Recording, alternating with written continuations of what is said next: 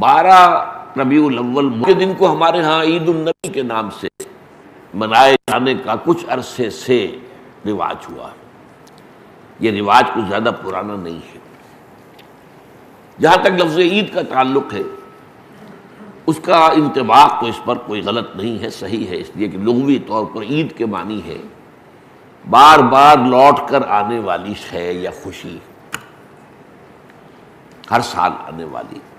عید الفطر ہر سال آتی ہے، عید الاضحیٰ ہر سال آتی ہے، عاد یعود، لوٹنا، تو عید اسی سے بنا، لوٹ لوٹ کر آنے والی، پلٹ پلٹ کر آنے والی۔ اس اعتبار سے تو یہ یقیناً یوم عید ہے، لیکن یہ اصل میں اس کے لیے اس کا استعمال جو ہے یہ بہت ہی تھوڑے عرصے قبل شروع ہوا ہے، یہ کوئی قدیم بات نہیں ہے۔ اول تو یہ کہ حضور کی ولادت جو ہے 12 ربیع الاول متفق علیہ نہیں ہے، حضور کی ولادت کی تاریخ طے نہیں ہے۔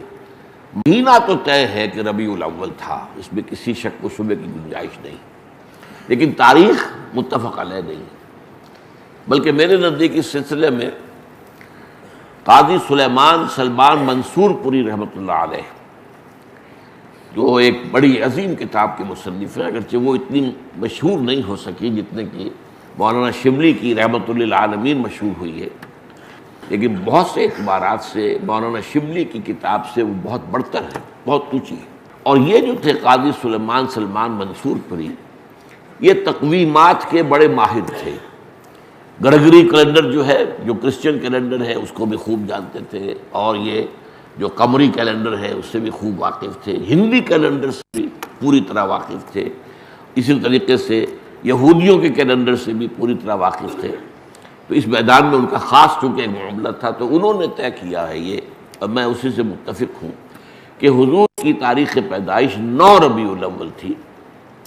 البتہ آپ کی تاریخ وفات متفق علیہ ہے 12 ربیع الاول۔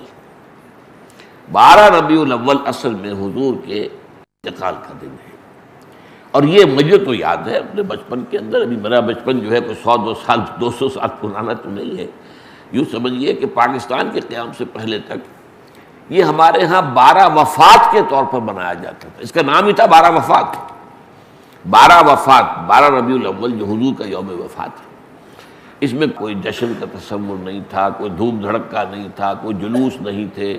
ہاں ضرور ہے کہ کبھی جلسے ہو جاتے تھے، کوئی میلاد کی محفلیں ہوتی تھیں، لیکن میلاد کی محفلیں جو ہیں وہ صرف یوم ولادت کو نہیں ہوتی تھیں، وہ تو گویا کہ ہمارے ہاں کی ایک تہذیب کا ایک جز بن گیا تھا، خاص طور پر خواتین کے لیے، اور وہ تعلیم بالغہ کا ایک اچھا ذریعہ تھا۔ تو اس دن کیا کرتے تھے کہ کھانا پکا کر بڑے پیمانے پر غریبوں کو کھلایا جاتا تھا، بس یہ اس کی ایک جو تھی وہ صورت تھی۔ باقی یہ کہ اس کے علاوہ کوئی دھوم دھڑکا اور کوئی اس کو عید قرار دینا جو ہے وہ موجود نہیں تھا۔ اس اعتبار سے غور کیا جائے تو ہمارے لیے ان چیزوں میں سوچنے کا ایک ہے، مقام ہے کہ کچھ چیزیں، البتہ یہ کہا گیا ہے، میں اس پہ یقین سے نہیں کہہ سکتا، کہ اس کی جو ایجاد کی گئی ہے عید میلاد النبی کی حیثیت سے، ان کے موجد جو ہے مولانا احمد رضا خان بریلوی ہے۔ اس کی وجہ کیا تھی؟ اس وقت جو ہے شیعہ سنی کچھ معاملہ مسابقت کا شدت اختیار کر گیا تھا۔